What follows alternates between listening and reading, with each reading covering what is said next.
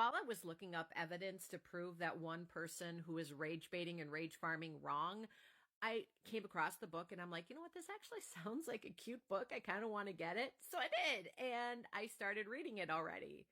And to continue to prove that one rage farmer, rage baiter wrong when she's hitting her phone and saying, publish more clean romances. This was just published in 2021.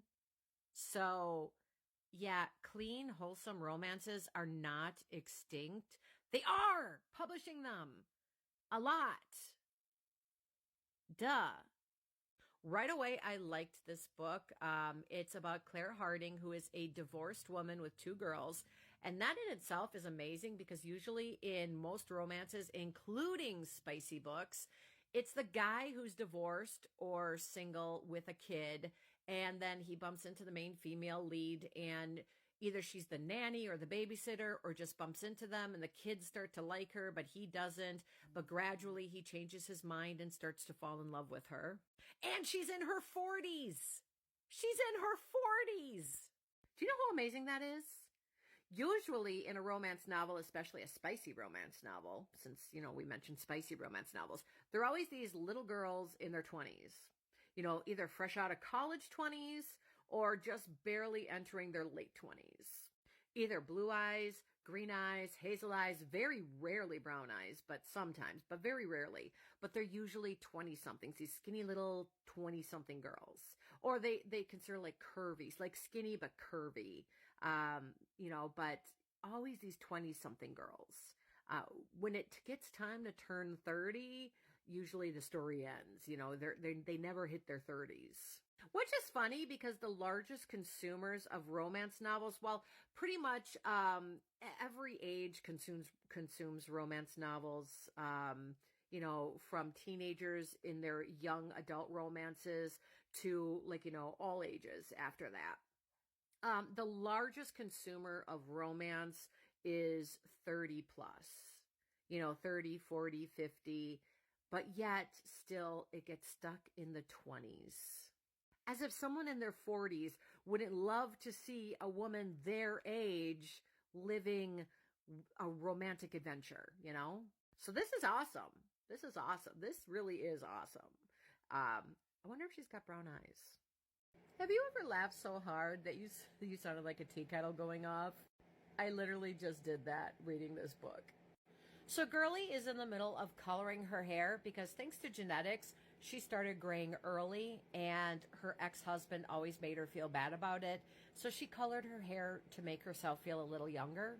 And girl, I get it. My mom grayed at 18. So guess what genetics I got?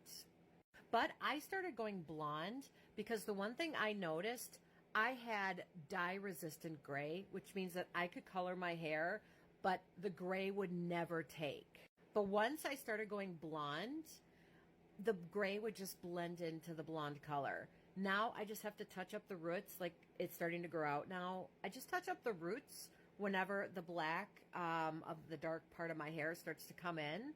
And that's like every maybe 4 to 6 weeks. And that's it.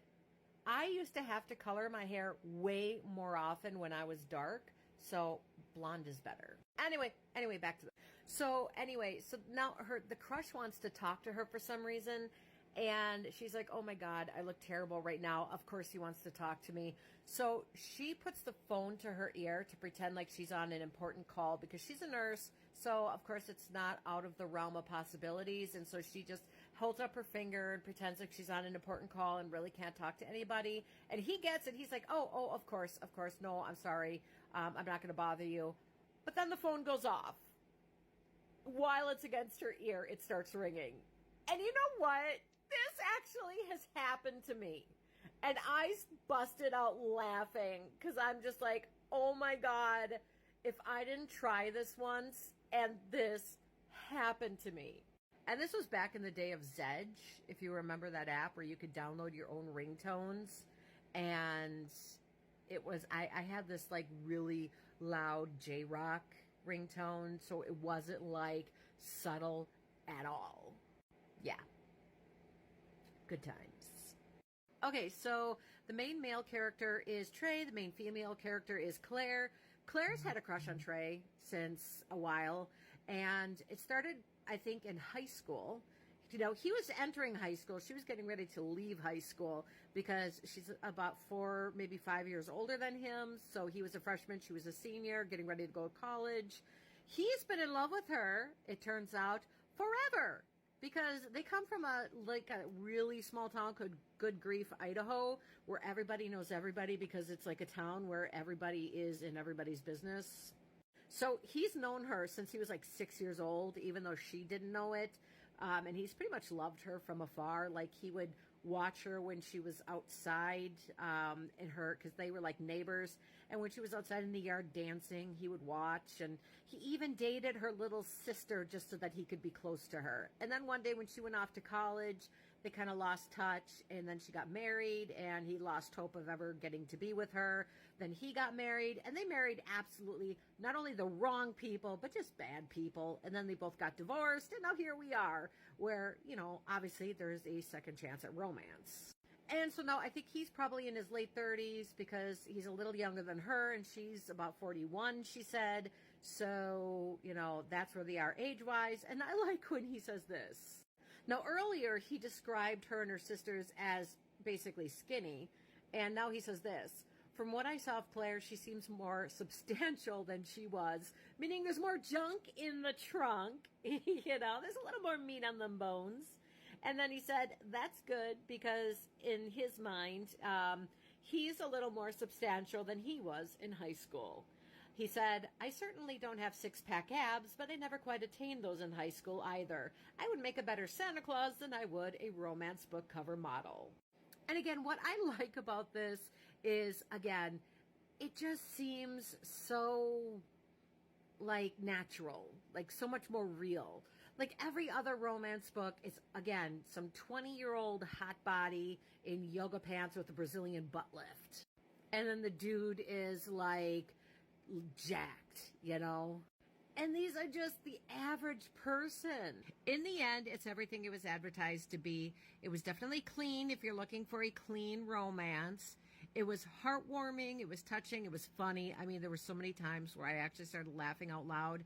It was, it's definitely, if you like clean, heartwarming rom-coms, I think this would be a book that you would really like. Check out Me and the Cute Catastrophe by Jessie Gussman. I really enjoyed it. I gave this 4.5 out of 5 stars.